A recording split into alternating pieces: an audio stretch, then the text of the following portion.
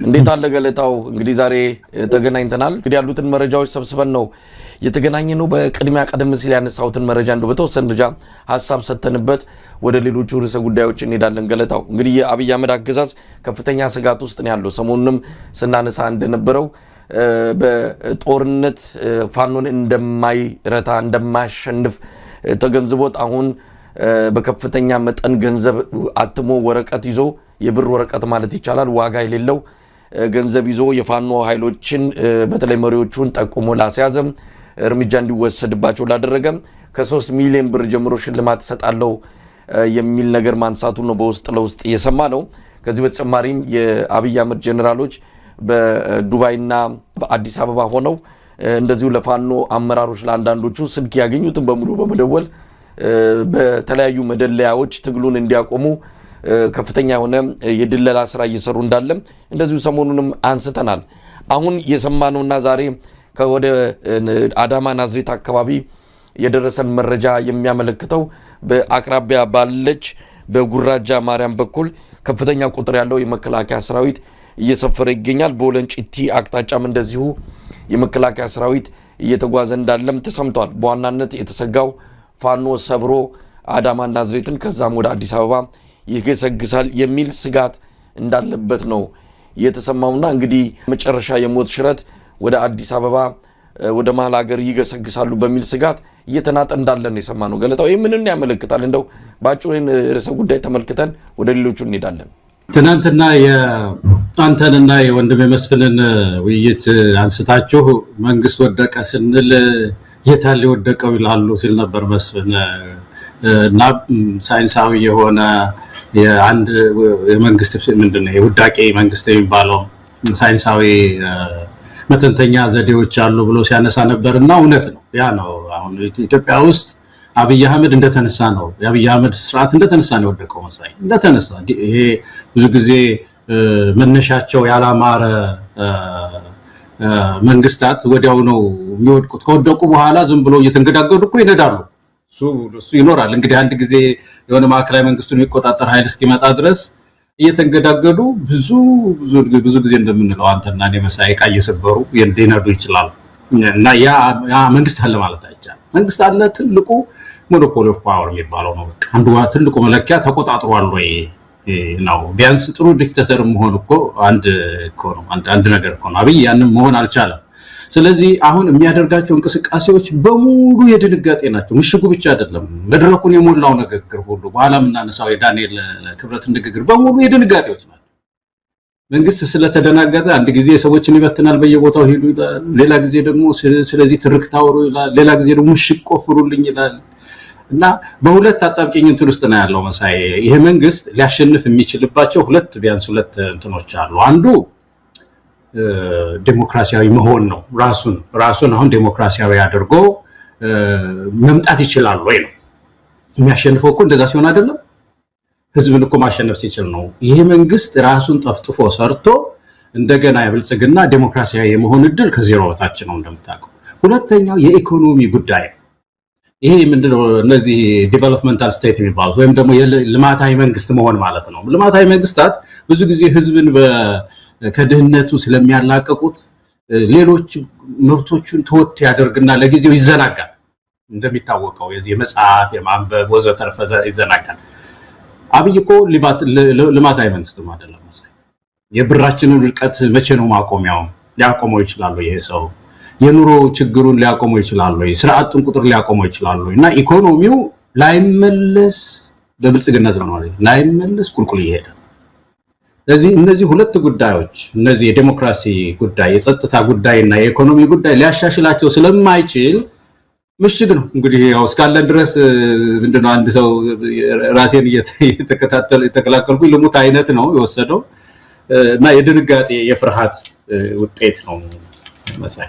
እንግዲህ ገለታው ከአማራ ክልል ካለው ወቅታዊ ሁኔታ በመነሳት ነገሮቹ ያበቃለት የተጠናቀቀ አድርገው ለደጋፊዎቻቸው እየገለጹ ይገኛሉ። የብልጽግና ሚዲያዎችን ዲጂታሎችም ጋር ብትሄድ በቃ አማራ ክልልን ያለው ሁኔታ ተጠናቋል፣ ምናልባት ወደ ኋላ ላይ የምናነሳዋለን፣ አሁን የተበታተነ ኃይል ነው እሱን የመለቃቀም ስራ ነው የሚለውን ሁሉ ጊዜ በብርሃኑ ጁላ አንደበት የሚወጣው አሁን ደግሞ በፌደራል ፖሊስ ኮሚሽነሩ በደንበላሽ ገብረ ሚካኤል አማካኝነት ሰሞኑን በተሰጠ ሽልማት ላይም ተገልጿል። የተበታተነ ኃይል ነው ያለው እሱን አጠናቀን ባዳዎችና ባንዳዎችን ልክ ምናስገባበት ምዕራፍ ላይ እንገኛለን ብሎ ሲፎክር ነበር። እሱን ምን መጣበታለን? እሱ ሰውዬው በየጊዜው እንዲህ አይነት ነገር በፎከረ ቁጥር በማግስቱ ሀገር ሲደበላለቅ እገታው አፈናው እንደዚሁ ግድያው ሲበራከት ነው የምናየውና ስለ የትኛዋ ኢትዮጵያ እንደሚያወራ ምናልባት እሱ የሚያውቀው ነገር ካለ ለደጋፊዎቹ የገለጸላቸውን ለኛም እየነገረን ሌላ ትዝብት ውስጥ እየገባን ያለው ለማንኛውም መጣበታለሁ። ግን እንደው አማራ ክልል ላይ ያለውን እንግዲህ ብዙ ነገር እየሞከሩ ነው። በጦርነት ሄዱበት 2 ሳምንት ብለው ገቡ 2 ዓመት አለፈ። ነገር ግን ፋኖ እየተባዛ አላማው እየተበራከተ ከአማራ ህዝብ በተጨማሪ ሌላው የኢትዮጵያ ህዝብም ኮዙን ምክንያቱን የመዋጋትና ጦር ያነሳበትን ምክንያት እየተረዳ አሁን ደግሞ ዓለም አቀፉ ማህበረሰብም ጉዳዩን በደንብ እያየ የፋኖ ትግል ምን አይነት እንደሆነ እየተረዳ በመጣበት ሰዓት ላይ የአብይ አህመድ ጀነራሎች ሌላ ነገር ውስጥ ገብተዋል። በመደለል በተለያየ ስቦ በማስከዳት ገንዘብ ሰጥቶ እንደዚሁ ወደ ራስ በማስኮብለል እንደነዚህ አይነቱ ነገሮችን በሙሉ ሞከሩ። ነገር ግን ትግሉ እየተጠናከረ እንደውም በእሳት የሚፈተን ወርቅ እየሆነ ነው የመጣው። ሰሞኑንም ያስከዳው ግለሰብና ሌሎችም ሰዎች ግብረአበሮች ነበሩ። በእነሱ የሚገኝ ድል አሰፍስፈው ሲጠብቁ ምንም ነገር የለም። እንደውም በስምምነታቸው ላይ ታስታውስ እንደሆነ አንዱ የሰፈረው ነገር በፋኖ ስም የታሰሩትን ማስፈታት የሚል ነው። እንኳን ሊያስፈታ አይደለም ማስረሻ ሰጤ ለሱም እስር ቤቱ እየተመቻቸለት እንዳለ እየሰማን ነው። የታለ ካንተ ኋላ ተከትሎ የመጡት የታሉ እነዛ ፋኖች የታሉ ያውሉ ቃል የገባልን የሚል ጥያቄ ወጥረው እንደያዙት እየሰማን ነው። ስለዚህ ነገ ከነጎዲያ የሱ ማረፊያ የት እንደሆነ እርግጠኛ አይደለም እንኳን ሌሎችን ሊያስፈታ። ስለዚህ ያውሉ ቸበርቻቻው ያውሉ ከበሩ ድለቃው ለዚህቹ ነው እንድንል ያስገደደን። ለማንኛውም ሰሞኑን የአማራ ፋኖ አመራሮች በተለያየ መልኩ መግለጫ እየሰጡ ነው። እኛም ያነጋገርነው የአማራ ፋኖ ብሔራዊ ኃይል የሴንትራል ኮማንድ አባል አርበኛ አስረስ ማረዳምጤ እንደገለጸልን ከሆነ የአማራ ትግል የአማራ ህዝብ የሚጨብጠው እጅ እንጂ የሚሰጠው እጅ የለም ብሏል። ይህንን ጦርነት የአማራ ህዝብ ካላሸነፈው የዘመናት ስብራት ነው የሚሆንበት። ስለዚህ ማሸነፍ ብቻ ሌላ ምርጫ የሌለው ማሸነፍ ብቻ ነው ብለን አቅደን አልመን ተጠናክረን በቀጣይም እንደዚሁ መጠነ ሰፊ ጥቃት የምንከፍትበትን ምዕራፍ እንጀምራለን የሚል ነገር ነው ያነሳውና እንዴት አብይ አህመድ ምን ምርጫ አለው? ያልሞከረው ነገር የለም ከሰማይ በታች በገንዘብ ሞከረ፣ በማታለል በመደለል በሽምግልና በጦርነት ያልሞከረው ነገር የለም። ሁሉም አልተሳካም። ከዚህ በኋላ ምርጫ የለውም ከመሸነፍ ውጪ። ገለታው እኔ ቲንክ የዚህ የፋኖ ጉዳይ መቼም ብዙ ጊዜ ማንስተን ይሆናል። ፋኖነት ማለት የአማራ ንቅናቄ መንፈስ ነው፣ ድርጅት አይደለም። 5 ሆነው 7 ሆነው ማዕከላዊ ኮሚቴ አቋቁመው ስሙን ማን እንበለው ፋኖ እንበለው ከዛ በኋላ አባላትን እንሰብስብ የሚባል ትግል አይደለም። ፋኖነት እንደ ስፒሪት ነው፣ መንፈስ ነው። እዚህ ማሳቹሴትስ የኛ አካባቢ ታርጋ የእናንተም እንደሆነ አላውቅም መሳይ የኛ የሚለው the spirit of America ነው የሚለው የአሜሪካ መንፈስ ነን ይላሉ እንትኖች ማሳቹሴትስ ሰዎች። እና ይሄ ፋኖነት የአማራ ህዝብ መንፈስ ነው። ይሄ ትግል ትጥቅ ትግል ብቻም አይደለም፣ በመሰረቱ ሁለገብ ነው፣ ዘርፈ ብዙ ትግል ነው። አማራ በቻለው ሁሉ እየታገለው ነው ያለው። የሚቆም ትግል አይደለም፣ የህልውና ጥያቄ ነው። የአማራ የፋኖነት ልቡ ያለው የሆነ ድርጅት ላይ የሆነ አንድ አካል ላይ ሳይሆን የሆነ አታጋይ ላይ ሳይሆን በነፃነት በምድሬ ውስጥ መኖር አለብኝ የሚል በጣም መራራና አስገራሚ ጥያቄ ነው መሳይ። ያ ህዝብ ብዙ ዋጋ እንዳልከፈለ በዛች ምድር ላይ ተዘዋውሮ መኖር እንኳን የማይችልበት ነግዶ መውጣት የማይችልበት እንደውም በብሔር ጥያቄ ብዙ ጊዜ ከሰስ ነበር አይደለም። አማራ የብሔር ጥያቄ አለ፣ አማራ ነው ተመችቶት የነበረው ነው አለልኝ ሲሉ ምናምን የነበረው ዛሬ የህልውና ጥያቄ አለኝ ያለ ህዝብ ነው። እና የዚህ ህዝብ ጥያቄ እንደዚህ ተወሰነ ማስረሻ የሚባል ሰው ማርክ ያለውኝ 15 ሰው ከዚህ ያገኘው ምናምን ብሎ አማራ ህዝብ ጥያቄ አለቀለት የሚል ነገር እንደዚህ አይነት ትንታኔ እንዴት ሰነፍ ነው፣ እንዴት ደካማ ነው። ይሄንን ይዞ ሊያሸንፍ አይችልም። የአማራ ህዝብ ጥያቄ መሰረታዊ የሆኑ መልሶች እስኪገኙ ድረስ መቀጠሉ አይቀርም። ይሄ ሰው ከሆነ ማስረሻ ሰጠ ያነሳ ነበር መሳይ ደጋግሜ ሳየው ያስገርመኛል በጣም። አንድ ሰው ትጥቅ ላይ እንኳን እንደው ለደንቡ እንኳን ለህዝብ ሲታገል የነበረ ሰው ከሆነ ይሄ ሰው ሲታገል ሲታኮስ በሉ እያለ ሲቀሰቅስ የነበረ ሰው ብዙ ሰው አልቋል አይደለም። እና እነዚህ ያለቁ አማሮች ፍትህ እንኳን አይጠይቅም። ሄዶ አረጋ ከበደ ቢሮ ሲፈራረም የሽግግር ፍትህ የሚባል ነገር አለ አይደለም። ሁለት ታጣቂዎች ሲፈራረሙ የሽግግር ፍትህ የሚባል ትራንዚሽናል ጀስቲስ የሚባለው ማለት ነው። ሸጦት እኮ ነው ሄደው እንዳስቆሩት ይሁዳ መሰል ችግር የለም የአስተማሪዎችም ወደ ስራቸው እንዲመለሱ እናደርጋለን ብሎ ቢሮ ውስጥ የሄደ ያስቆሩት ይሁዳ አይነት ሰው ወይ በአማራ ትግል ውስጥ ማለት ነው።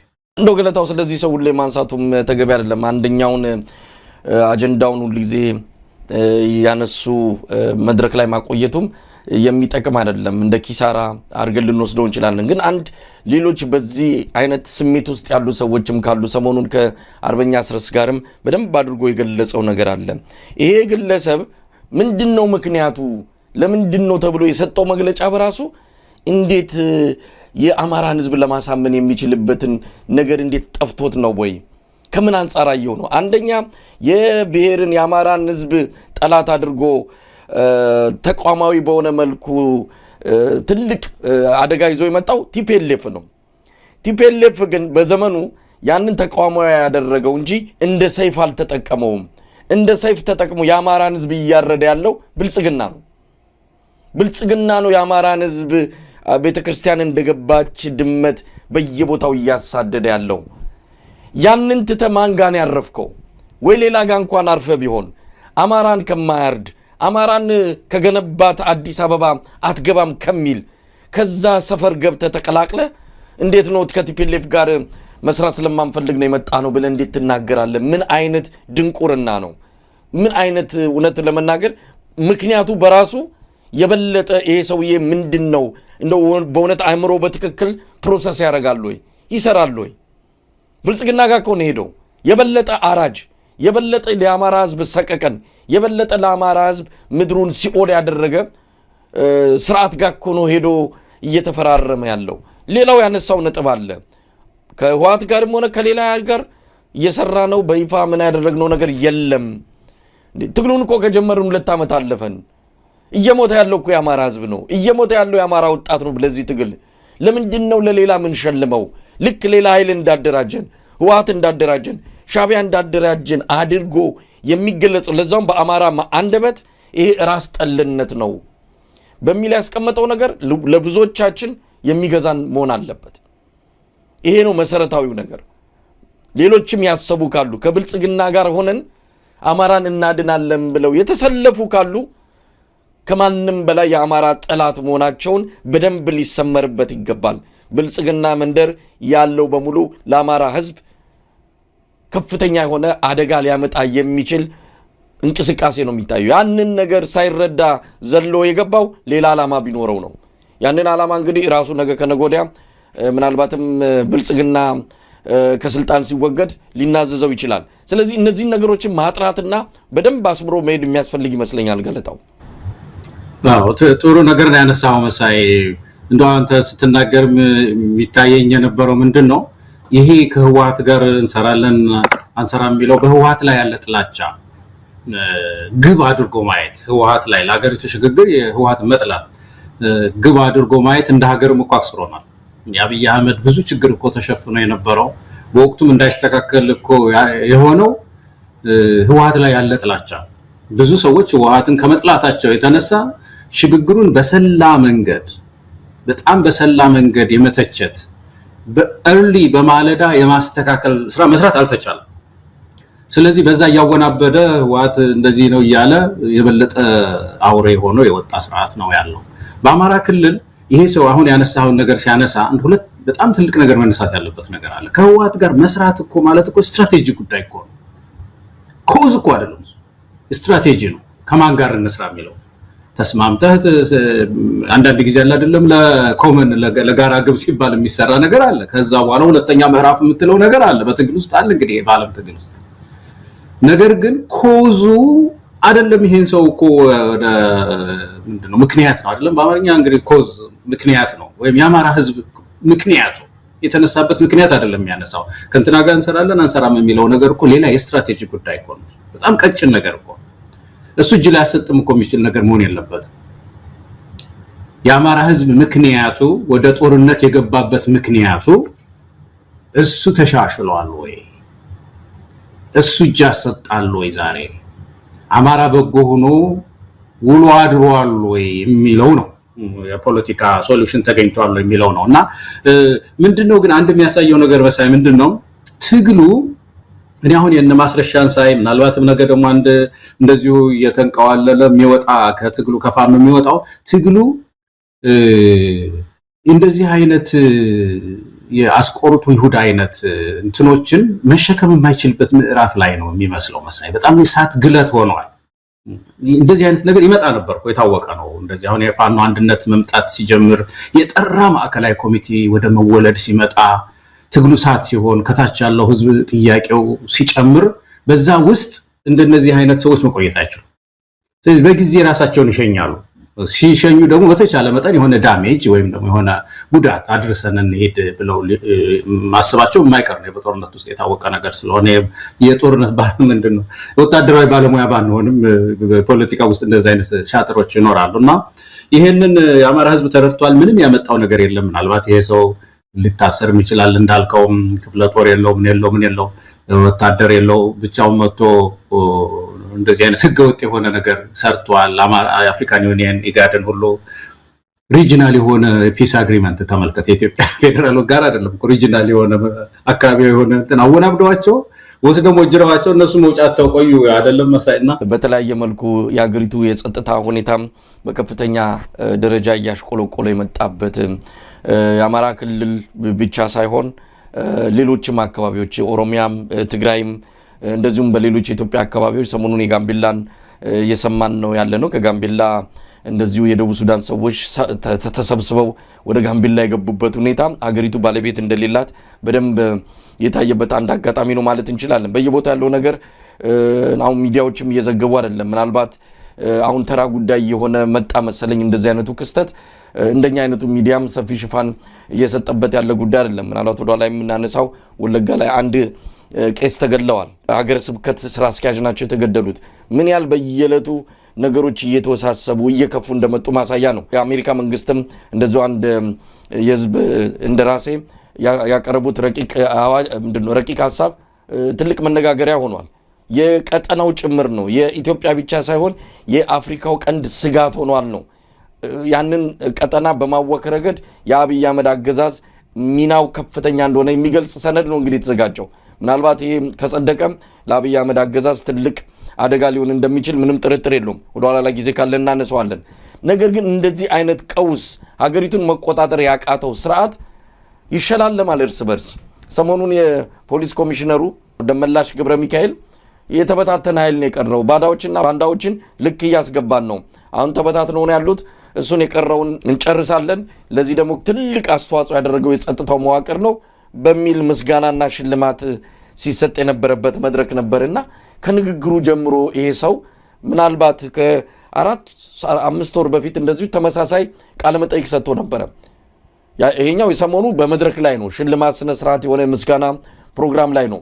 ያኛው ግን ለፋና ቴሌቪዥን በሰጠው ቃለ መጠይቅ ላይ በኢትዮጵያ በአሁኑ ሰዓት በየትኛውም አቅጣጫ ያለምንም የጸጥታ ስጋት መንቀሳቀስ ይቻላል አለ። ይሄን ባለ በዛው ሰሞን ባሊዶሮ፣ በጫንጮ፣ በዛ በሰሜን ሸዋና ምስራቅ ሸዋ አካባቢ ከፍተኛ የሆነ እገታ፣ መሰወር፣ መግደል ተበራከተ። እንደ ይሄ ሰውዬ ታዲያ የትኛው ቦታ ነው ኢትዮጵያውያን እንደልባቸው እንደፈለጋቸው ያለምንም ስጋት ይንቀሳቀሳሉ ያለው? ስለ የትኛው ኢትዮጵያ ነው እያወራ ያለው የሚል ጥያቄ እንድናነሳ አድርጓል። መድረክ ላይ ወጡና ሁሉን ነገር ተቆጣጥረናል፣ በእጃችን ገብቷል ይላሉ። እነሱ ግን የሚሄዱት በመኪና አይደለም፣ በሄሊኮፕተር ነው የሚሄዱት፣ በአውሮፕላን ነው። ሀገሪቱን እየተቆጣጠሩ አይደለም፣ ከእጃቸው ወጥተዋል። ምናልባትም አዲስ አበባና ዙሪያንም በቅርቡ ሊያጡ የሚችሉበት ሁኔታ ነው ያለው። ይኸው ከወዲሁ ሸገር ከተማ ዙሪያ ምሽግ እየቆፈሩ ያሉበት ሁኔታ ነው ያለው። ስለዚህ ምናልባት ይህንን ነገር እንዴት እናየዋለን? አገዛዙ ከዕለት ወደ ዕለት የመቆጣጠር ሰላም የማስፈን አቅሙ እያነሰን የመጣው ይህን እንዴት ታየዋለህ ገለታው? ቅድም ካልነው ጋር የሚያዝ ነው መሳይ። እኔ እንደው በጣም ቀለል ያለ ነገር ነው የሚመስለኝ። ይሄ መንግስት ጠንካራ የሆነ ምንድነው የሚባለው አምባገነናዊ የሆነ ስርዓት ለመገንባት የሚያስችል የጸጥታና ወታደር አቅም የለውም። ተመቷል። ወታደሩ በየቦታው ነው እየዞረ የሚመታው መሳይ በውስጥ ጦርነት ውስጥ የተመታ ነው። ስለዚህ ሌጂቲሜሲ የሚባለው ይሄ ቅቡልነት ሀገር ጠባቂ ነው ብሎ ህዝቡ እንዳያምን አድርጎታል በውስጥ ጦርነት እንጂ ቅድም ያልከው ሱዳን በሱዳን የሆነ ቦታ እንደዚህ ገባ ሲባል እኮ አይከነክነውም እኮ ወታደሩ ወጥቶ ብርሃኑ ጁላው መግለጫ ይሰጥ መሰለ አሁን በሱዳን ድንበራችን ተነካ ብሎ የሚቆጭ መሰለ የለም። ውስጥ ጦርነት ውስጥ ነው የተጣለው እንደ ፖለቲከኛ። ስለዚህ ይሄ እንደዚህ አይነት ሰራዊት ይዞ ጠንካራ የሆነ አምባገነን ስርዓትን መገንባት አይቻልም። ስለዚህ እኮ ነው ይሄ ቅድም ብዙ ጊዜ የሚነሳው የዚህ አብይ አህመድ ትልቅ ችግር ይሄ መቆጣጠር በተለይ ጸጥታን በሚመለከት መቆጣጠር አልቻለም። ይሄ አቅሙ ደግሞ እየጊዜው ነው እየደከመ የሚሄደው አዲስ አበባ ዙሪያ ድረስ አሁን አዲስ አበባ ዙሪያ ሸገር አካባቢ ድረስ ምሽግ እስከ መቆፈር ድረስ እንግዲህ ሌላው በሙሉ ተበልተናል እንደ ባለፈው ያልከው እንደ አሳድ ማለት እኮ ነው ተበልቷል። ስለዚህ አዲስ አበባ አካባቢ ምሽግን ቆፍር እስከ ማለት የሚያደርስ እንትና ያለው አንዱ ይሄ ነው። ሁለተኛው ግን የባለስልጣናቱ ንግግር በሙሉ ቋንቋቸው እኮ የተለያየ ነው። አንዱ ተቆጣጥረናል ይላል፣ ሌላው ደግሞ አገሪቱን የሽብር ምድር አድርገዋታል፣ መውጣት መግባት የማይቻልበትን ሁኔታ የፈጠሩ ሰዎች አሉ ብሎ ደግሞ ሌላው ብድግ ብሎ ይናገራል አንዱ ሚኒስቴር። ይሄ መዘበራረቅ ልክ እንደ ባቢሎን ግንብ ማለት እኮ ነው። የባቢሎን ግንብ ድሮ ምንድነው ወደ እግዚአብሔር እንደርሳለን ብሎ በትዕቢት ሰዎች ተነስተው ሲገነቡ እግዚአብሔር ከሰማይ ቋንቋቸው እንደበላለቀባቸው አሉና አንዱ የሚናገረው ሌላ ነው የሚናገረው ሌላ ነው እና መጨረሻ ላይ የፈረሰው በቋንቋ አለመግባባት በመቻላቸው ነው። እና የኢትዮጵያ ባለስልጣናትን ንግግር ስናይ በሙሉ በጸጥታ ጉዳይ ላይ፣ በኢኮኖሚ ጉዳይ ላይ፣ በፖለቲካው ጉዳይ ላይ በጣም የባቢሎን ቋንቋ የበዛው እና ይሄ የስርዓት መፍረስን የሚያሳይ ነውና እኔ እንደው ብዙም አይገርመኝም መሳይ በጣም የተደናገጠ መንግስት የሚያደርገው ነገር ነው የምናየው በሙሉ። እንግዲህ እንዲህ አይነቱ በተለይ በጸጥታ መዋቅሩ መሃል ያለው ልዩነት ነገ ከነገ ወዲያ እርስ በርስም የሚታኮሱበት አንዱን የሚያጠፋበት ሁኔታም አዝማሚያም እንዳለ ይነገራል። በአሁኑ ሰዓት አኩርፎ ያለ የጸጥታ መዋቅር እንዳለ አብይ አህመድ በየጊዜው የሆነ ነገር ሲፈጠር እንደው ገንጠል አድርጎ የሚያቋቁመው የተለየ የጸጥታ መዋቅር አለ። እንደው ተደራጅተው ቁጭ ብለዋል፣ ደሞዝ ይበላሉ፣ መሳሪያ ታጥቀዋል፣ ደግሞ ሌላ ነገር ሲመጣ ሌላ ያደራጃል። እንደነዚህ አይነት መዋቅሮች እየተናበቡ አይደለም። አንዳንዴ እርስ በርስም ይታኮሳሉ። በአሁኑ ሰዓት መከላከያውና ፌዴራል ፖሊሱ ይናበባሉ ወይ? ይህንን በደንብ ነገሩን ስትመረምረው ብዙ ክፍተቶች አሉ። አሁን እንደው የሚባለው ካለመናበብ የተነሳ አንዱ የአንዱን ስልጣን ወሰን ስለማያቅ ነገ ከነገ ወዲያ የእርስ በርስ ነገር ሊጀመር ይችላል የሚለውም ነገር በውስጣቸው አለ። አሁን ሚሊሻውን ኦሮሚያ ክልል የሚቆጣጠረው የለም። ሚሊሻው እንደፈለገ ነው የሚሆነው። ራሱን የቻለ መንግስት ሆኗል። ግብር ይቀበላል። እያንዳንዱ መሳሪያ የታጠቀ ሚሊሻ ምንድነው ኬላ እየዘረጋ ገንዘብ የሚቀበልበት ሁኔታ ነው ያለው። በእርግጥ አብይ አህመድ እኔ ጋር አትምጡ እዛው እየዘረፋችሁ ኑሩ ብሎ በውስጥ ለውስጥ እንደነገራቸው ከራሳቸው አንደበት ሰምተናል። ስለዚህ ይሄ የጸጥታ መዋቅሩ ዛሬ የተሸላለመው በየወንዙ ዳር የሚመሰጋገነው ነገ ከነገ ወዲያ በየኩርባው ጥይት ላለመተኳኮሱ ምንም ዋስትና የለም። ገለጣው I think እነዚህ ሶስት ተቋማት ለምሳሌ ፓርቲ፣ ጸጥታው፣ ወታደሩ በተለይ እነዚህ ሶስቱ አሁን ጸጥታውና ወታደሩ የፖለቲካ አመራር ይሻል። እንደምታውቀው እንግዲህ በተለይ ወታደሩ የፖለቲካ አመራር ያስፈልገዋል፣ ጸጥታውም እንደዛ ያስፈልገዋልና ጠንካራ ፓርቲ ያስፈልጋል። አሁን ብልጽግና እንደ ብልጽግና ብቻ ስታየው የሆነ እኮ የትንቢት ይሄ በቃ ምንድነው ወደ ሃይማኖት ድርጅትነት ያደላ ዝም ብሎ መሰረታዊ ሆዶ የኢትዮጵያን ችግሮች ሁሉ ማያጠና ኦፖርቹኒቲስ የምንላቸው እነዚህ እድሎች የሰበሰቡት የሥራ እድል የምናምን የሰበሰበው ማህበር ነው ያለው። ይሄ ማህበር የፖለቲካ አመራር እየሰጠ ጸጥታው ሊያጠናክረው በቁርጭምጭሚቱ ሊያቆመው እንደገና ሊያጸናው ያየበተነውን ማለት ነው ሊያጸናው የሚችል አይደለም እንደ ፓርቲ ሲታይ ማለት ነው። ወታደሩም የፖለቲካ አመራሩ በጣም የተበላሸ ስለሆነ ራሱ ፖለቲከኛ ሆኖ ነው የምናየው እና እነዚህ ሶስት ተቋማት እየፈረሱ ስለሆነ ትክክለ ሰውነታቸው ከመስመራቸው ወጥተው የሚራመዱ ስለሆነ መንግስት ሞኖፖሊ ኦፍ ፓወር ሊያመጣ አይችልም ኢትዮጵያ ውስጥ ወይም ደግሞ ይሄ መቆጣጠር አቅም ሊገነባ አይችልም። በዚህ አካሄዱ ስለዚህ መሰረታዊ የሆነ ሽንፈት መሰረታዊ የሆነ መፍረስ ፍርሳት አለው ማለት ነው። እዚህ ነው አሁን የተቸገርነው ምንድነው ይሄ ሁሉ አልሰራ ሲለው አብይ አህመድ ምንድነው የሚያደርገው በዛ በአካባቢው የገነባው የቤተ መንግስት ጦር ያ ሪፐብሊክ ምናምን የሚሉት ማለት ነው በሱ ነው አገር እየተመራ ያለው እንደፈለገው ደብዳቤ ጽፎ አብይ አህመድ እንደፈለገው የባንክም ታንኩን የሚያዝበትን ስርዓት ቀጭን ስርዓት እንጂ ድርጅታዊ የሆነ እንደ ፓርቲ እንደ ጸጥታ እንደ ወታደር የተገነባ ነገር የለም። ለዚህ እኮ ነው ኢትዮጵያውያን አሁን የፋኖንም ትግል የሚደግፈው መሳይ እንደ ወታደር ክፍለ ጦር የተደራጀ የሚያስፈልገው ኮላፕስ ሊያደርግ ይችላል ያካሄዱ በጣም ኮላፕስ ድንገት ሊወድቅ ይችላል የሚል ስጋትም ስላለኝ ገለታው እንግዲህ የኢትዮጵያ ኦርቶዶክስ ተዋሕዶ ቤተክርስቲያን እምነት ተከታዮች ላይ የሚደርሰው ከፍተኛ የሆነ መከራ አሁን እየጨመረ ነው የመጣው። አሁን ሰሞኑን የሰማነው በወለጋ ሆሮ ጉድሩ አካባቢ የአንድ ሀገር ስብከት ስራ አስኪያጅ መገደላቸው ተሰምቷል። ስራ አስኪያጁ ከሌሎች የቤተ ክርስቲያኒቱ አገልጋዮች ጋር አፍነው የወሰዱ ኃይሎች ናቸው። በኋላ ላይ ሌሎቹን ለቀው እኚህን ሀገር ስብከቱን ስራ አስኪያጅ መግደላቸው የተገለጸው በጣም የሚያሳዝን ነው። የቤተ ክርስቲያኒቱ አገልጋዮች ምዕመናን በየቦታው የሚደርስባቸው በደልን በተመለከተ ሰሞኑን ትንሽ የተጠናከረ እንቅስቃሴ በአርማዶ ባሉ ኢትዮጵያውያን ዘንድ እየተካሄደ ይገኛል። ኔዘርላንድ የሚገኙ የቤተ ክርስቲያኒቱ ልጆች ከኔዘርላንድ ፖለቲከኞች ጋር በመሆን ወደ አንድ እርምጃ ያደገ እንቅስቃሴ ውስጥ መግባታቸውን የሰማነው። ሰሞኑንም እዚህም አቡነ ሉቃስ እንደዚሁ አባ ገብርኤልን ጨምሮ ሌሎች የቤተ ክርስቲያኒቱ አባቶች የአሜሪካን አንድ ፖለቲከኛ ጽፈት ቤታቸው ድረስ ሄደው ያነጋገሩበትም ከዚህ አንጻር የሚጠቀስ ነው። ናይጄሪያ ላይ ፕሬዚዳንት ትራምፕ የወሰዱትን አይነት ቁርጠኛ አቋም በኢትዮጵያም እንዲወስዱ ግፊት እየተደረገ ይገኛል። ሰሞኑን በረቂቅ ደረጃ የተዘጋጀውና የአብይ አህመድ ባለስልጣናትን ለመቅጣት የታለመ ረቂቅ ሰነድ እንደዚሁ ቤተክርስቲያኒቱ ላይ የሚደርሰውንም በደልና ስቃይ እውቅና የሰጠ መሆኑን እንደዚሁ አንብበናል። ስለዚህ ነገ ከነገ ወዲያ የሰነድ ህግ ሆኖ የሚወጣ ከሆነ ቤተክርስቲያኒቱ ላይ የሚደርሰው በደል በተወሰነ ደረጃ መቀነሱ የማይቀር ነው። ምክንያቱም አብይ አህመድ መጠምዘዣ እንደዚህ አይነት ነገርን ለመፈጸም የሚያስችለውን አቅም የሚያሳጣ እርምጃ ነው በዚሁ ሰነድ ላይ የተካተተውና ተስፋ የሚደረግበት ነው። በእርግጥ ሁሉም መፍትሄ ከውጪ እንዲመጣ አንጠብቅም። በራሳችን የምናገኛቸው መፍትሄዎች በራሳችን የምንደርስባቸው በመስዋዕትነት የምናገኛቸው መፍትሄዎች ናቸው ዘላቂ ጥቅም የሚኖራቸው። ነገር ግን ለተወሰነ ጊዜም ቢሆን የነዚህን አካላት ድጋፍ ማግኘት የሚጠቅም እንጂ የሚጎዳ አይደለም። ገለታዊንን እንዴት ታየዋለህ? ብዙ ነገሮች ተካተዋል።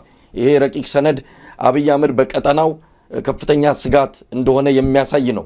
ቀጠናው እንዳይረጋጋ በማድረግ ረገድ የአብይ አህመድ አገዛዝ ትልቅ ሚና እንዳለው ነው የተመለከተው። እንግዲህ ሌሎች ሀገራትም በተለይ ምስራቅ አፍሪካ ላይ አብይ አህመድ እንደፈለገ ከሚዘውረው ከምስራቅ አፍሪካ በይነ መንግስታት ኢጋድ ውስጥ እየወጡ ነው ያሉት።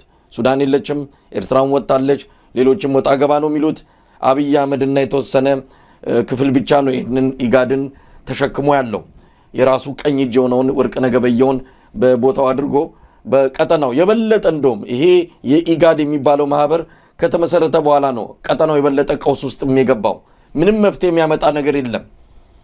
እናም ገለታው ከዚህ አንጻር እንዴት ታየዋለህ? ይህ ሰነድ እንዲጸድቅ ኢትዮጵያውያን ትብብር ማድረግ አለባቸው፣ መረባረብ አለባቸው።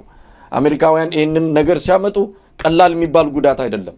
ከእርዳታ ጀምሮ ከብዙ ነገሮች አንጻር የአብይ አህመድን አቅም ማሽመድመዱ የማይቀር ነውና እዚህ ሰነድ ላይ በርትቶ በጋራ መስራት የሚጠበቅ ይሆናል። በትክክል ነው መሳይ እንዳልከው መሰረታዊ ነገር በዚህ በዲፕሎማሲ ትግል ላይ ብዙ ራሳችንን መጣል ተገቢ አይደለም የሚለው መሰረታዊ ነገር ነው። ዋናው ትግል የራሳችን ነው። ግን ዲፕሎማሲ በዚህ ዓለም ላይ በጣም አስፈላጊ ነው። ከዲፕሎማሲ ውጪ የሆነ መንግስት የማይኖርባት ምድር ናት። አሁን በተለይ እነዚህ ሀያላን የሚባሉ ሀገራት እጃቸው ብዙ ነው፣ ጠንካራ ነው። በኢኮኖሚው ጉዳይ ላይ፣ በፖለቲካው፣ በሪጅኑ አቀጣናው ጉዳይ ላይ ብዙ ኢንተረስት ስላላቸው በዲፕሎማሲው አካባቢ የሚሰራው ስራ ትግላችንን ሊያግዝልን ይችላል እና ይሄ የወጣው ሪዞሉሽንም ኤችአሩ እንዲያልፍ እንዳልከው ኢትዮጵያውያን ብዙ ትግል ማድረግ አለብን። ከዚህ በፊት የምናስታውሰው በህወሓት ላይ ኤችአር 128 የሚባለው እንትን ህግ በህወሓት ላይ ያመጣውን ተጽዕኖ መቼም አንዘነጋው። በብዙ ጠንካራ ኢትዮጵያውያን ትግል ነው ያ ህግ የጸደቀው የነበረው።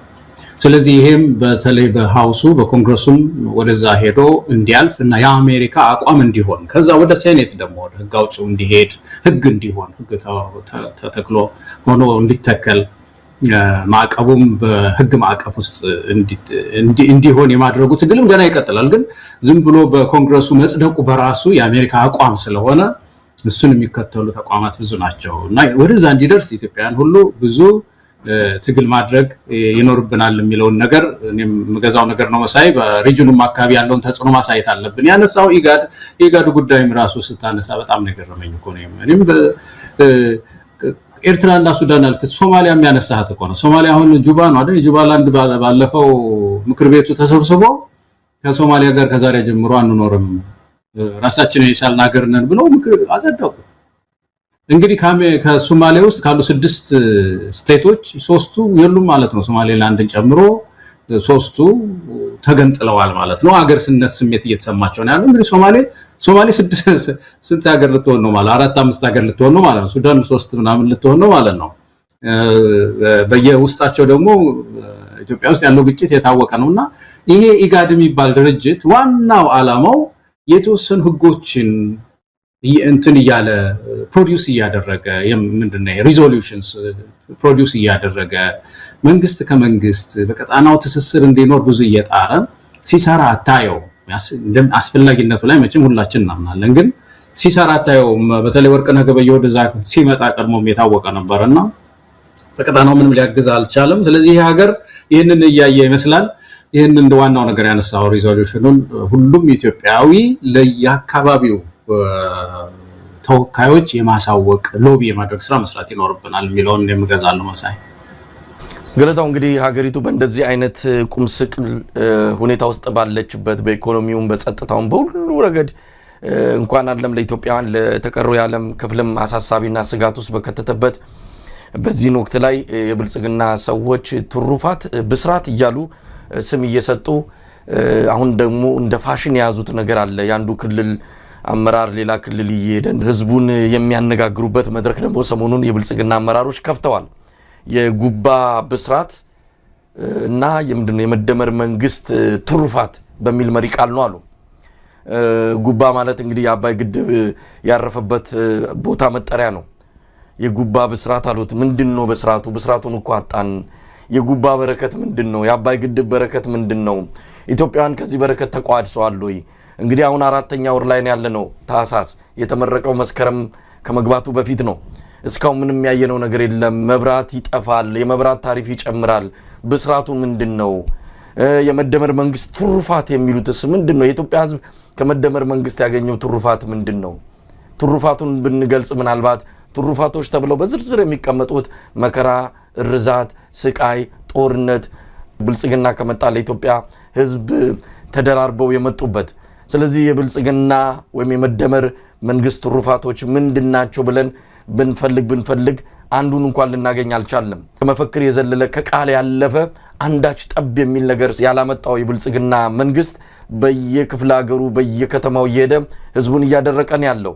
አሁንም በዚህ በሰሞኑም ተመሳሳይ የሆነ ህዝባዊ መድረክ ከፍተው እንደዚሁ ምናልባትም ከምርጫ ጋር የተያዘ ቅስቀሳ ሊሆን ይችላል፣ ግን ባዶ እጃቸውን ሄደው ህዝብ እያደረቁት ይገኛሉ። ለማንኛውም እንዴት አየው ይሄ የጉባ ብስራቶችና የመደመር መንግስት ትሩፋቶች በሚል መሪ ቃል የብልጽግና ባለስልጣናት በየከተማው እየዞሩ ነው።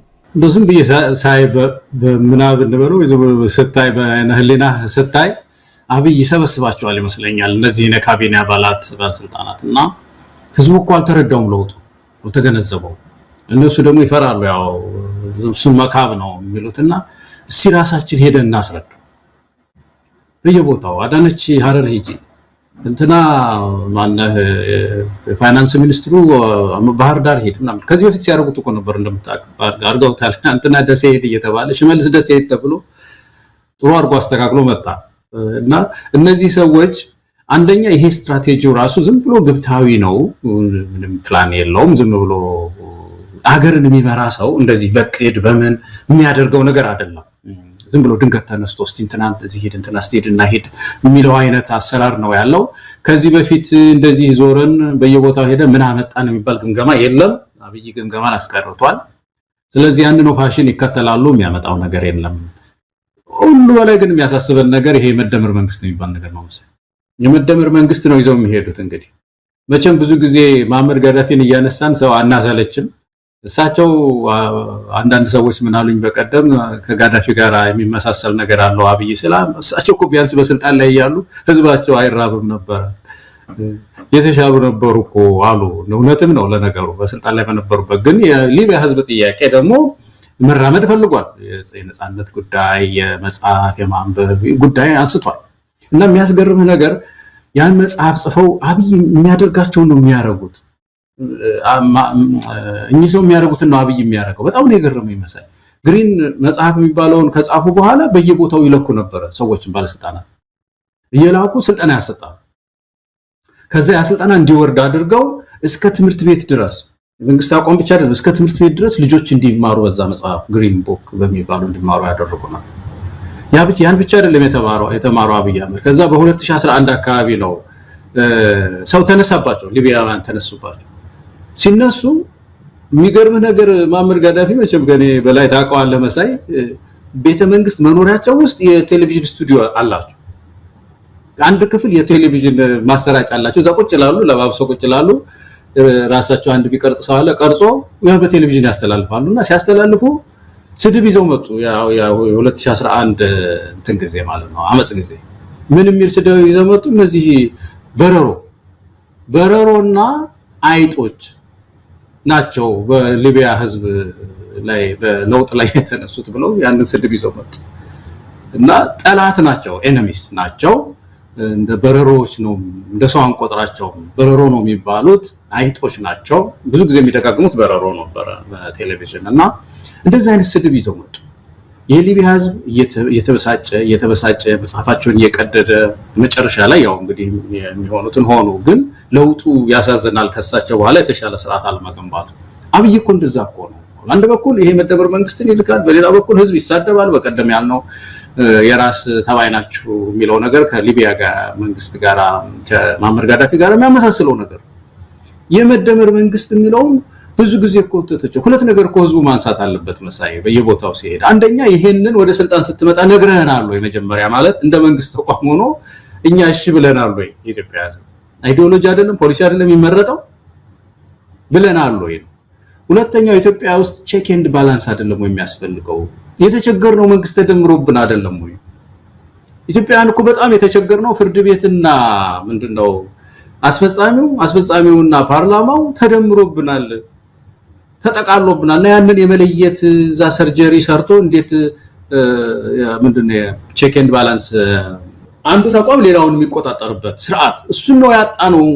መንግስት ይለያይ ነው እንጂ የመደመር መንግስት ምንድነው የሚል ነገር መነሳት ያለበት ይመስለኛል። ዞሮ ግን ይሄ ዙረት በየቦታው የሚሄዱት ሰዎቹ ቅድም ካነሳነው የድንጋጤ ሩጫ ጋር ነው። በድንጋጤ ነው እየሮጡ ያሉት የሚል ነው እኔ የምረዳው መሳይ። ብልጽግና ብዙ ጊዜ ተሰርቶ ያላለቀ ፓርቲ ነው የሚለው በፊት ስንለው የነበረው አሁን የበለጠ ፍንትው እያለ የመጣ ይመስላል።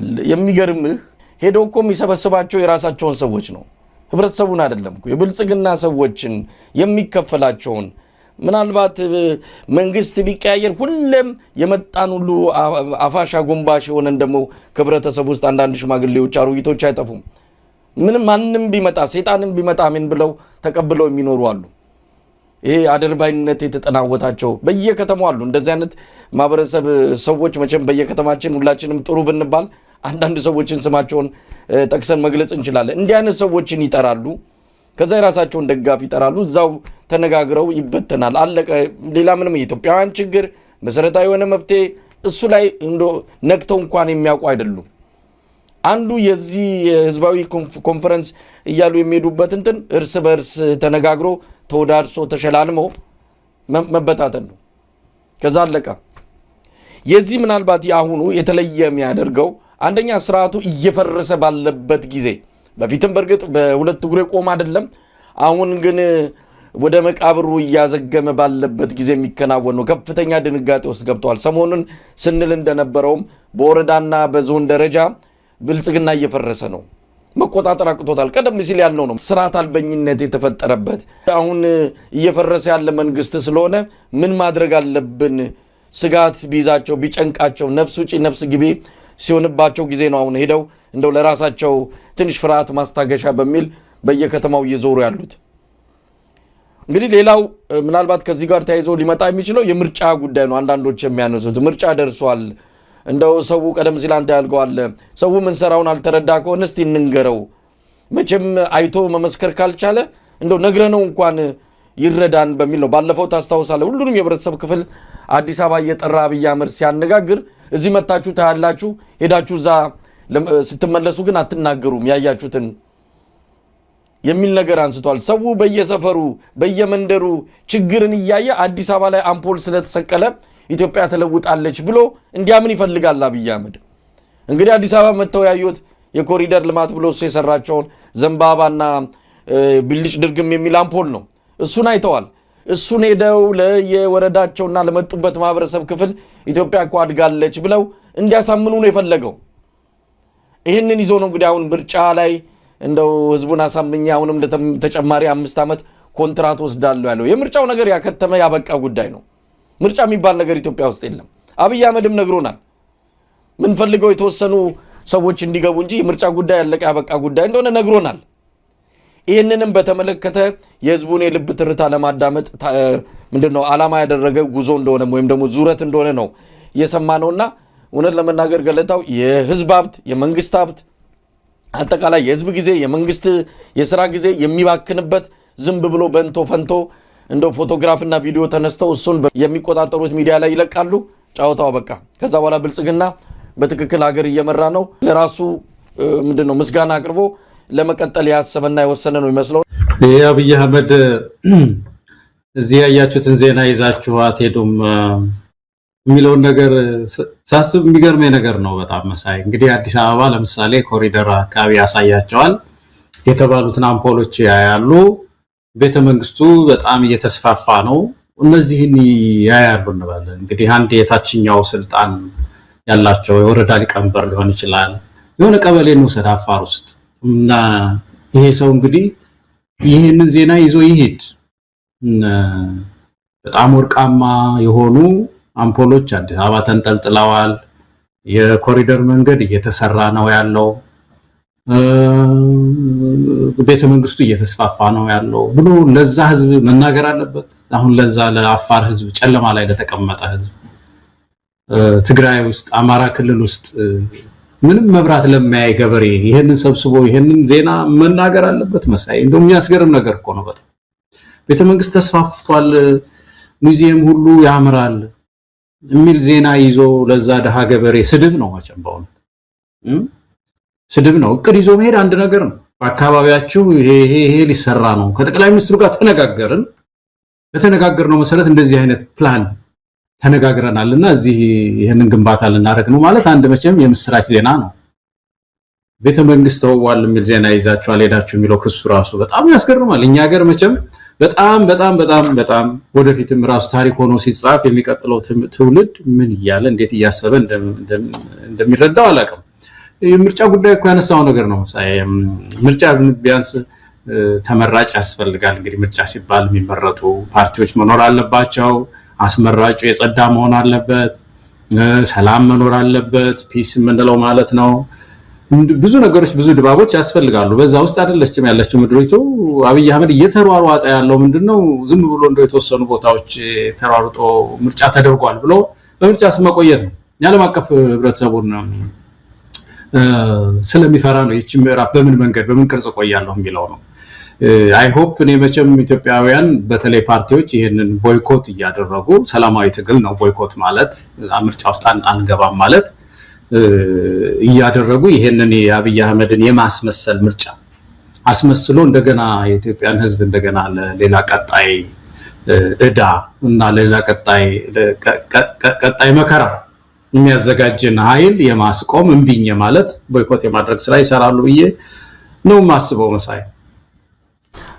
ገለታው ሌላው ከሰሞኑ ከተሰሙ ጉዳዮች አንዱ የዳንኤል ክብረት ስልጠና መስጠት ነው። ዳንኤል ክብረት የኪነ ጥበብ ባለሙያዎችን ሰብስቦ ስልጠና ሲሰጥ ነበር። በዋናነት ትርክት እና ታሪክን በተመለከተ ምንድናቸው በሚል በኪነ ጥበብ ስራዎች ውስጥ እነዚህ ነገሮች እንዲንጸባረቁ በተለይ የመደመር መንግስት ይዘው የተነሳቸው እሳቤዎች አሉ፣ ህልሞች አሉ። እነሱን እንዴት በኪነ ጥበብ ስራዎች ማንጸባረቅ ይቻላል ነው። የጋራ እይታ፣ አንድ አይነት እይታ እንዲኖር ያስፈልጋል፣ ወደ ውስጥ መመልከት አለብን የሚሉ ሀሳቦች ላይ ያተኮረ ስልጠና እየሰጠ ይገኛል። እንግዲህ የኪነ ጥበብ ሰዎችን ብቻ ሳይሆን ሰሞኑን ደግሞ ያው ከፍርሃትም ከስጋትም አገዛዙ ከገባበት መጠን ሰፊ ፍርሃት ጋር ተያይዞ ቲክቶከሮችን ሳይቀር እየሰበሰበ የብልጽግና አባል የብልጽግና ተልዕኮ አስፈጻሚ ለማድረግ እንቅስቃሴ ጀምሯል። እያሰረም እያስፈራራም እነዚህ ልጆች በሚያነሷቸው አጫጭር የቲክቶክ ዝግጅታቸው ላይ እንደዚሁ ስለመደመር መንግስትም ሆነ መንግስት ለሚከተላቸው አንዳንድ ነገሮች እንዲያነሱ ነው የተነገራቸው። ሰሞኑን የአዲስ አበባ የጸጥታና ሰላም ዘርፍ ኃላፊዋ ሊዲያ ሰብስባቸው እንደዚሁ ስታስፈራራቸው እንደነበረ ሰምተናል። ሌላ ጉዳይ ነው። ሰሞኑን አንድ ልጅ ተያዘ ተባለ። በአለባበሱ ነው የታሰረው ተባለ። በአለባበሱም ይሁን በምን አብይ አህመድ የሚያስጨንቀው ያልነበረም። ሀገሪቱ ትልልቅ ቋጥኝ የሚያካክሉ ችግሮችን ተሸክማ አለባበስ እንዲህ ሆኗል ብሎ የሚያስር መንግስት መኖሩ ይሄ ከፌዝም ባለፈ በኢትዮጵያ ሕዝብ ላይ ያለው ንቀት የሚያሳይ ነው። ለማንኛውም በቲያትሩም በሙዚቃውም በሶሻል ሚዲያውም የብልጽግና መንግስት የመደመር መንግስት ትሩፋቶች እንዲንጸባረቁና እንዲጎሉ ተፈልጓል። የዳንኤል ክብረት ስልጠናም ያን ላይ ያተኮረ ነው። አንድ ሁለት ጥያቄዎችን ማንሳት ከተቻለ፣ አንደኛ ዳንኤል ክብረት ማን ነው? እንዲህ አይነት ስልጠና ለመስጠት ምንድን ነው እሱ ይህንን ለመስጠት ለምን ተመረጠ የሚለውን ማንሳቱ ተገቢነት አለው። እንደ እርጎ ዝንብ ሁሉ ቦታ ላይ ጥልቅ የማለት ነገር እናይበታለን። በየትኛውም መንገድ የአብይ አህመድ እንቅስቃሴዎች ባሉበት ሁሉ በሆነ ነገር ጥልቅ ሲል ታገኘዋለህ። አሁን ደግሞ እዚህ ነገር ላይ ገብቶ ስልጠና ሲሰጥ አይተነዋልና፣ ግን ለምን ተፈለገ? አብይ አህመድ ሁሉ ነገር ስለመደመር መንግስት እንዲያስብ ይፈልጋል። ኢትዮጵያውያን ሲነሱ ሲቀመጡ ሲያስቡ ሲበሉ ሲጠጡ ሁሉ መደመር መንግስት የሚለው ከጭንቅላታቸውና ከአፋቸው እንዳይጠፋ ፈልጓል። አሁን ወደፊት የሚወጡ ቲያትሮች፣ ወደፊት የሚወጡ ሙዚቃዎች፣ አጫጭር ተውኔቶች፣ ድራማዎች በሙሉ ወይ የአብይ ስም የገባበት ወይ መደመር የሚል ቃል የገባበት ካልሆነ ምናልባትም ያ ምንድነው በአገዛዙ የበቀል እርምጃ ሊወሰድበት ይችላል። ስለዚህ ከወዲሁ በጣም ከፍተኛ የሆነ ጫና እየተደረገባቸው እንዳለ የጥበብ ሰዎች ላይ ከዚህ ከዳንኤል ክብረት ስልጠና መረዳት ይቻላል። እንደው ምን አነሳ 26 ደቂቃ የሆነ አንድ ንግግሩን ስልጠና ሲሰጥ ሰምቼው ነበረ። ስለ ታሪክ ያስተምራል። የአባይ ወንዝ እንዴት የጠላቶች አይን ማረፊያ ሆኖ ኢትዮጵያን ዳር እንዳቆያት፣ ከቀይ ባህር እንዴት ተገፍትረን እንደቀረን እነዚህ ነገሮችን ወደ ኋላ ተመልሶ በተረዳው ልክ ያስተማረ እንደነበረ ነው ያየሁትና እንዴት አየው አጠቃላይ የዳንኤል ክብረትን መድረክ? እንዳልከው በሁለት መንገድ ማየት ጥሩ ነው። የመጀመሪያው በምን ካፓሲቲ በምን አቅም ነው የሚገኘው ይሄ ሰው ስልጣና የሚሰጠው በምን ነው የሚለው በጣም አስገራሚው ነገር እሱ ነው። እንግዲህ አንድ ትልቅ ካምፓኒ የነበራቸው አንድ ሰው ነበሩና ካምፓኒው ውስጥ ዘመዳቸውን ዝም ብሎ አስገቡታል መሳይ እና የተወሰነ ስራ ድርሻ ተሰጥቶታል እና እሱ የዝምድና ስሜት ስለሚሰማው ዘበኞቹ ጋር ሄደና እንዴት ነው ስራ ጥሩ ነው እየተካሄደ ነው ይላል። እዛ ደግሞ ሂሳብ ክፍል ሄዶ ሂሳቡ ጥሩ ነው ይላል። እዛ ማኔጀሮቹ ጋር ገብቶ ማኔጀርመንቱ እንዴት ነው ይላል። እኛ ሁሉም ጋር ይገባል የቤተ ዘመድ ልጅ ነኝ በሚል ስሜት ነው እንደዛ ህገ ወጥ የሆነ ስርዓት የማይጠብቅ እንትን ያደርጋል እና በብዙዎች ዘንድ በጣም ተከፍተው ያዩት ነበር። በቃ ምንም አላዋቂ አድርገው ያስቡት ነበር። ዳንኤል እንደዛ ነው የሚመስለኝ እኔ። አሁን ይሄ ኢሹ የጸጥታ ጉዳይ ነው ያነሳው፣ በሙሉ የጸጥታ ጉዳይ ነው። ትምህርት የለም እዚህ ውስጥ፣ ጤና የለም፣ ማህበራዊ ጉዳይ የሚባሉ አለ አይደለም፣ እነዚህ በኢትዮጵያ ማህበራዊ ጉዳይ ውስጥ የሚተነተኑ እነሱ የሉም። ስለ ጸጥታ ጉዳይ ነው። በጸጥታው ዘርፍ የተቀመጠ ሰው አለ አይደል? አማካሪ አለ፣ የጸጥታ ዘርፍ የሚባል ይመስለኛል እዛ ይኖራል። የኢኮኖሚ አማካሪ ምናምን እንደሚባለው የጸጥታ ደግሞ ይኖራል። ያ ሰው መጥቶ በተለይ ቀይ ባህርን የአባይን ጉዳይ አንስቶ በጸጥታ ጉዳይ ላይ ነው ማለት አንድ ነገር ነው እና ይሄ የማህበራዊ ጉዳይ የትምህርት፣ የጤና፣ የባህል የምናምን አማካሪ የሆነ ሰው መጥቶ የጸጥታ ጉዳይ ጭብጥ አድርጎ የሚናገርበት ሀገር ያ ያልኩ ሰው የልጅ አይነት ባህሪ ነው። በቃ ዘምዘም ጥልቅ ማለት ደግሞ ሃይም አይባልም።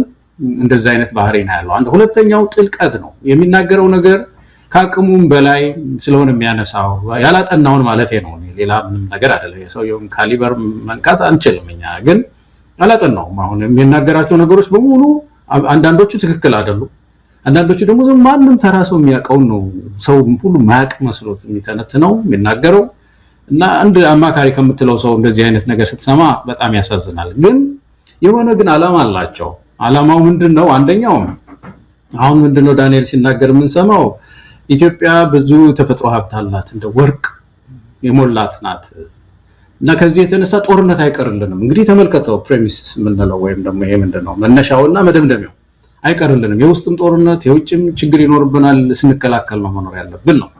ስለዚህ አሁን አንዱ የተፈለገው ነገር በእነዚህ አርቲስቶች ልብ ውስጥ በተቻለ መንገድ እንደው ዳንኤልን አምነው እነሱ እንዲሰርጽ የተፈለገው ይሄ ችግር ኢትዮጵያ ሀብታም ከመሆኗ ጋር የተያዘ የፋኖ ችግር በለው የፋኖ የተነሳው ኦላጭ እንትን የተነሳው ከውጭ ኃይሎች ጋር እየተያያዘ ኢትዮጵያ ሀብቷን ለመዝረፍ የሚፈልጉ ኃይሎች የውስጥ ሰላም እንዳይኖራት ስለሚያደርጉ ነው እንጂ ኢትዮጵያ ውስጥ የዲሞክራሲ ጥያቄ ፍትህ ጥያቄ ምናምን የሚባለው ነገር በቃ ለገሸሽ ለማድረግ ሙከራ እየተደረገ ነው ያለው እና ይሄንን እኔ መቼም የሚቀበል ዝንጉ ሰው አለ ብዬም አላስብም። ሁለተኛው ነገር አንዱ ይሄ ነው። ሁለተኛው ነገር ይሄ የውስጥ ችግሮችን ውጫዊ ወደ ማድረግ ወደ ሪጅን የመወርወር ወደ ቀጣና የመወርወር ነገር ለቀጣናው ሐሳብ የመወር ወደዛ ተመልከቱ፣ ወደ አባይ ተመልከት፣ ወደ ቀይ ባህር ተመልከት ነው እዚህ የኑሮ ውድነት እየጠበሰ ያለው ህዝብ እዚህ ሰላም ጉዳይ መውጣት መግባት ቀደም ያልነው የማይቻልበት አዲስ አበባ ዙሪያ ምሽግ የሚቆፍር መንግስት ቀይ ባህርን ተመልከቱ ይላልና ይሄ አንዱ የፍርሃቱ ማሳያ ነው። አንዱ ሚሽን ይመስለኛል። ተበትነዋል፣ በቃ ተበትነው። አሁን እነዚህም ሰዎች ሄደው እነዚህ ባለስልጣን የሆኑ ነው የሚናገሩት። ወደ ቀይ ባህር ተመልከቱ፣ ወደ አባይ ተመልከቱ እና የኢትዮጵያ ህዝብ አሁን አንመለከትም። ሁልጊዜም ሀብታችን ነው አባይ ሀብታችን ነው። ቀይ ባህር ጎን ነው ያለነው፣ ወደፊት ይፈታል እሱ። አሁን መሰረታዊ ችግር ኢትዮጵያ ውስጥ የኑሯችን ሁኔታ የሰላማችን ሁኔታ መፈታት አለበት። እንደዚህ አይነት አጀንዳ አታምጣ ነበር መባል። አሁን አርቲስቱም ያንን እኮ ነው ማለት ያለበት መሰለኝ። ቅደም ተከተል ያስፈልጋል።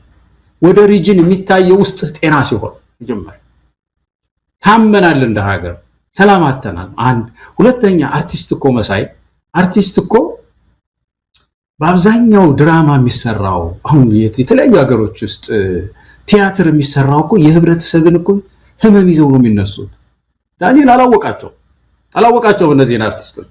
የእነዚህ ሰዎች ነፍስ ከህብረተሰቡ ጋር የተቆራኘ ነው፣ በጣም የተቆራኘ ነው። የኑሮ ጉዳይ የሚያንገበግባቸው ናቸው። ስለዚህ አሁን እንደው መድረኩን ለቀቅ ቢያደርግላቸው ምናባቸውን ከፈት አድርጋችሁ በምናባችሁ ተራመዱ፣ ለምናባችሁ እኔ ልጓም አላበጅም፣ ተራመዱ፣ የፈለጋችሁትን ነገር አድርጉ ቢባሉ እነዚህ ሰዎች የኑሮን ውድነት አንስተው ነው ቲያትር የሚሰሩት። የህብረተሰቡን ችግር የኑሮ የመንቀሳቀስ ችግር አንስተው ነው ድራማ የሚሰሩት፣ ልቦለድ የሚጽፉት። ስለዚህ ያንን እንዳያረጉ ምናባቸውን በፈረስ የመለጎም በቀይ ባህር ላይና በምንድነው በዚህ በአባይ ላይ ብቻ አተኩሩ፣ ያ ደግሞ ብሔራዊ ጥቅም ነው የሚል ነውና የኢትዮጵያ ብሔራዊ ጥቅም የውስጥ ጥቅሟ ተነክቷል። አሁን አይደለም መሳይ የውስጥ ጥቅማችን የውስጥ ማንነታችን ኢነር ፒስ የሚባለው የውስጥ ሰላማችን ተነክቷል። ስለዚህ አርቲስት ሁሉ እዛ ላይ አተኩሮ በእውነት የኢትዮጵያውያንን ብሶት ይዘግባል፣ ቲያትርም ይሰራዋል፣ በስነ ቃሉ ማነው በሙያው ይገልጸዋል ብዬ ነው የማምነው። መሳይ ግን የሰውየው ንግግር በጣም ያስገርማል። በጣም እንግዲህ ሌላው ከሰሞኑ ከሚነሱ ጉዳዮች አንዱ እዚህ አሜሪካ ሀገር የሚኖሩ ኢትዮጵያውያን ላይ የመጣው አንድ አደጋ ነው። በተለይም የአሜሪካንን ቪዛ ይዘው መጥተው ያ ቪዛ ጊዜው አልፎበት እዚህ በጊዜያዊ ማቆያ ፍቃድ ቴምፖራሪ በሆነ መልኩ እየተፈቀደላቸው ነበሩ። ባለፉት 2 ዓመታት በተለይ በባይደን ጊዜ የተፈቀደ ነው።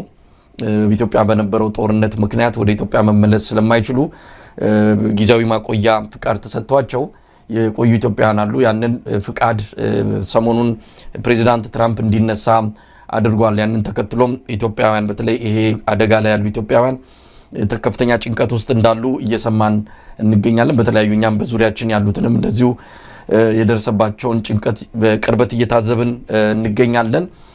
እንግዲህ ፕሬዚዳንት ትራምፕ ይህንን መብት ወይም ደግሞ ይህንን ፍቃድ ከነፈጉ በኋላ በ60 ቀናት ውስጥ በገዛ ፍቃዳቸው አሜሪካንን ለቀው እንዲሄዱ ጠይቀዋል። ይህንን ለሚያደርጉ $1,000 በስጦታ እንደሚሰጣቸው ነው የገለጹት በራሳቸው ጊዜ የሚሄዱ ምናልባት ወደፊት መምጣት እንኳን ቢፈልጉ የማይከለከሉ መሆናቸውንም ጭምር እንዲህ አይነት ነገሮችም እየተገለጸላቸው ነው የሚገኘው። ነገር ግን ይህንን እድል ሳይጠቀሙ 60 ቀን ካለፋቸው የአሜሪካ መንግስት በሚያዘጋጃቸው አውሮፕላኖች በግድ እንዲወጡ ይደረጋል ወይም ዲፖርት ይደረጋሉ ማለት ነው። ይሄ ደግሞ በዚህ መልኩ የተባረረ ሰው ወደፊት አሜሪካ የመግባት እድሉ ሙሉ በሙሉ የተዘጋ ይሆናል ማለት ነው። እነዚህ ነገሮች በእርግጥ ያስጨንቃሉ። አሜሪካ ፕሬዚዳንት ትራምፕ ወደ ስልጣን ከመጡ ጊዜ ጀምሮ በተለይ የውጭ ዜጎች ላይ እየተፈጸመ ያለው ማዋከብ እስከምን ሊለጠጥ ይችላል የሚለውንም ከህግ ባለሙያዎች ጋርም እንደዚሁ በምትነጋገርበት ጊዜ የሚያስቀምጧቸው ነገሮች አሉ። አሁን በፕሬዚዳንት ትራምፕ በሚከተሉት ፖሊሲ ምክንያት ብዙዎቹ የውጭ ዜጎች በተለይ ወረቀት የሌላቸው ስጋት ውስጥ ነው ያሉት። ይህን ተከትሎ የብልጽግና ሰዎች ሰርግና ምላሽ የሆነ ዜና ያገኙን የመሰላቸው በጣም ደስ ብሏቸዋል። እንደውም ይሄ እድሜ ለኤአይ ቴክኖሎጂ አርቲፊሻል ኢንተለጀንስ አሁን ሰሞኑን ደግሞ የልደቱ አያሌውንና የገዱ አንዳርጋቸውን ፎቶ ሻንጣ ሲይዘው ከአሜሪካ ዲፖርት ሊደረጉ ነው ብለው እየተጽናኑ ነው ያሉት። ይሄ እርምጃ የተወሰደው ደግሞ ኢትዮጵያውን ሰላም ስለሆነች ነው። ያኔ የተከለከለው ትግራይ ጦርነት ስለነበረ ነው የተፈቀደው። አሁን ደግሞ የተነሳው ኢትዮጵያ ሰላም ስለሆነች ነው። ኢትዮጵያ መልካም ሁኔታ ላይ እንዳለች አሜሪካ በተዘዋሪ እውቅና እየሰጠች ነው ብለው ለራሳቸው እየተጽናኑ ያሉ የብልጽግና መንደር ሰዎችን እያየን እየታዘብንም ያለንበት ሰሞን ላይ ነው የምንገኘው። ገለታው እንዴት ታየዋለህ? እሱን ዜና እኔም አይቻለሁኝ። የአሜሪካ መንግስት ኢትዮጵያ በጎ ናት፣ ሰላም ናት እና ወደ ሀገራችሁ ሂዱ አለ። ይሄ የሚያሳየው የአሜሪካ መንግስት ለኢትዮጵያ ያለውን የሰላም ሁኔታ እውቅና እየሰጠ ነው የሚል ድምዳሜ ነገር ለማስተላለፍ ሲሞክሩ ይታያል። ግን ሁለት ነገር አለ መሳይ። አንደኛው ይሄ ቲፒኤስ የሚባለው እንደምታውቀው ቴምፖራሪ ወይም ጊዜያዊ ጥበቃ ነው። በየ6 ወሩ በየአመቱ እንደዚህ የሚታደስ ነው። ከዚህ ከአሳይለም ጋር የተገናኘ አይደለም። ማጠቃላይ ሀገሩ ሁኔታ ለምሳሌ በወረርሽኝ ሊሆን ይችላል፣ በበሽታ እዚህ ሀገር ይገቡና ከገቡ በኋላ ወደዛ ለመመለስ የማያስችል ወረርሽኝ ሊሆን ይችላል፣ ወይ ተፈጥሮ አደጋ ሊሆን ይችላል፣ ወይ ጦርነት ሊሆን ይችላል። ይህንን ሁኔታ እዚህ ሀገር ደህንነት ይገመግምና ለዚህ ሀገር ይህንን ቲፒኤስ ሰጥቻለሁ ይላል። እንደዚህ ነው እየተደረገ የቆየው። እንዳልከው ኢትዮጵያም ከዚህ በፊት በነበረው ጦርነት ምክንያት ይሄ እድል ተሰጥቶ ነበረ። በኋላ ደግሞ እንግዲህ ዛሬ እየተነሳ ነው ያለው። ግን አንድ መሰረታዊ ነገር ምንድን ነው? አሁን ይሄ ህግ የሚነሳው አሜሪካ የሀገሮችን ሁኔታ እየገመገመች አይደለችም መሳይ፣ የገመገመች አይደለችም። ከራሷ አንጻር ነው ይህን ውሳኔ የወሰነች ያለችው። ይህንን ማየት ቀላል ይመስለኛል። ከቅርብ ጊዜ በፊት የአሜሪካ መንግስት ራሱ ኢትዮጵያን የሚመለከት ምንድን ነው ያወጣው ሪፖርት በገጽ ብዛት አንደኛ ሆኖ አይደለም መሳይ፣ አውርተንበታል እኮ በደንብ ተወያይተንበታል። አስተውት ሌሎች ሀገሮች ላይ የሌለ አንቀጽ ተጨምሮበት፣ ለምሳሌ ምንድነው የጦር ወንጀል፣ የዘር ማጥፋት ምልክቶች ወዘተርፈ አለብሽ ብላ እኮ የወንጀል ማዕት ነው ያሸከማት ምድሪቱን። እና ያ ነው ግምገማው፣ የአሜሪካ መንግስት ግምገማ። ኢትዮጵያ አሁን ያለችበት ሁኔታ በዘር ፍጅት የሚጠየቁ መሪዎች ያሉባት፣ በውስጥ ግጭት ከፍተኛ ግጭት ውስጥ ያለች፣ የሃይማኖት ተቋማት ከፍተኛ ችግር ውስጥ ያሉበት፣ ሰብአዊ መብት በጣም ከባድ ችግር ውስጥ ያለባት ምድር ናት የሚል ግምገማ ነው ያለው። ነገር ግን ይሄ ቲፒኤስ አሁን ኢትዮጵያ ካለችበት ሁኔታ ጋራ ተገናዝቦ የወጣ አይደለም። ኢትዮጵያን ብቻ አይደለም መሳይ፣ ወደ 12 ሀገሮች ናቸው ነው ያየሁት።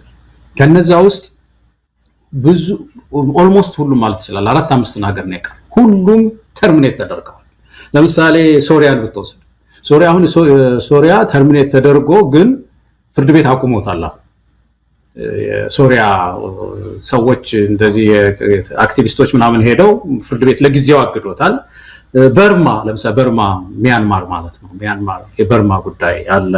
አፍጋኒስታን የሚገርም ነገር እነ ደቡብ ሱዳን ሳይቀር ተነስቶባቸዋል እና እነ ቬኔዙዌላ የመሳሰሉ ሀገሮች በጣም ብዙ ሀገሮች ታግዷል። ያ ማለት ሀገራቸው ሰላም ነው ብላ ይች ሀገር ደምደም አይደለም። አሁን እንደምታውቀው የትራምፕ አድሚኒስትሬሽን በተለይ በኢሚግሬሽን ላይ በጣም ጥብቅ እንትን ያለው አመለካከት ነው ያለው። ወደ 1.2 ሚሊዮን ህዝብ ነው ያለው በዚህ በቲፒኤስ ስር። በኢትዮጵያ ውስጥ የኢትዮጵያውያን ወደ 4500 አካባቢ ነው አሉ የሚባለው። ስለዚህ ይሄንን መቀነስ አለብን ከሚል አዋጅ የመጣ ነው እና ኢትዮጵያን ብቻ የሚመለከት አይደለም ማለት ነው። እንግዲህ ከዛ ባሻገር ይሄ ቴምፖራሪ ፕሮቴክሽን የሚባለው ስቴተስ ሲነሳ ግን እነዚህ ወገኖቻችን ወደ 4000 ምናምን የሚደርሱ ኢትዮጵያውያን አለ ነው የሚለው ስታቲስቲክስ የሚያሳየው እነዚህ ወገኖቻችን የመጀመሪያው ነገር የህግ ባለሙያዎች አሉ መሳይ ዚያደር እንዴት ቪዛ መቀየር እንደሚቻል ለምሳሌ አንዱ የዚህ አሳይለም መጠየቅ ነው መብታቸው አሳይለም መጠየቅ መብታቸው ነው ወደ አሳይለም መጠየቅ ቪዛቸውን ወደ ሌላ የማዞር ስራ መስራት ይኖርባቸዋል ከሁሉ በላይ ግን ባለሙያዎች የህግ ባለሙያዎች አሉ እዚህ ሀገር አማካሪዎች አሉ ይሄን ጉዳይ የሚያጠኑ ወደ እነሱ በመሄድ ባለ ተሰጣቻቸው ቀን በዚህ 60 ቀን ቪዛቸውን የማዞር ነገር መስራት ይተበቅባቸዋል የሚል ነገር ነው ግን ከዋናውኛ የህጉን ጉዳይ ብዙ አናውቅም መሰረታዊው ነገር ግን ከኢትዮጵያም ይሁን ከበርማ ጋርም ይሁን ከአፍጋኒስታን ጋር ከሶሪያም ጋር አገሩ ሰላም ነው የሚል ግምገማ ጋር የተያያዘ ውሳኔ አይደለም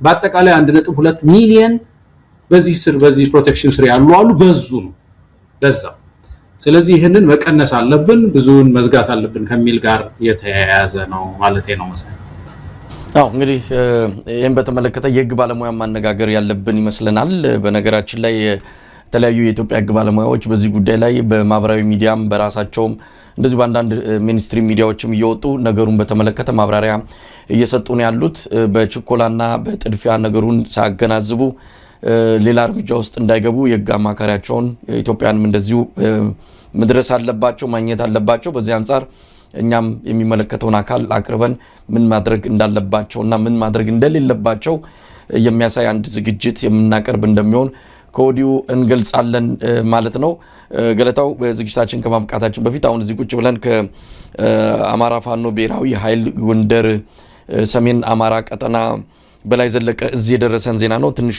ድሉ ጠንከር ያለና በርከት ያለ አገዛዙ ኃይል የተደመሰሰበት በመሆኑ እንዲሁ መጨረሻ ላይ ችን መረጃ ለተመልካቾች አካፍለን ልንሰናበት ፈልጌ ነው ያው የመተማ ወረዳ መሻ ቀበሌ በተደረገ ለአስጨራሽ ማጥቃት ውጊያ ነው ከፍተኛ ቁጥር ያለው ምናልባት ሰብስበን መረጃውን ሰሞኑን ለተመልካቾች እናቀርባለን አሁን በግርድፉ ይላኩልን ነው እንደዚህ አይነት ድሎች ሲገለጹ በቁጥር ምን ያህል ወታደር እንደተገደለ ምን ያህል እንደተማረከ ምን ያህል መሳሪያ እንደተገኘ ገና ተሰብስቦ ባላለቀበት ውጊያው እንደተደረገ ነው የህዝብነት ኃላፊው አርበኛ ዮሐንስ ንጉሱ ወዲያው ያደረሰን ስለዚህ ውጊያዎች በከፍተኛ ሁኔታ በተለያዩ በርካታ ድሎች ታጅበው እንደቀጠሉ ናቸው በዚህም በመቶዎች የሚቆጠሩ የጠላት ኃይል መደምሰሳቸውን በርካቶች ቆስለው ከጥቅም ውጭ መሆናቸውን ስፍር ቁጥር የሌለው የጦር መሳሪያ መማረኩን እንደተለመደ ያው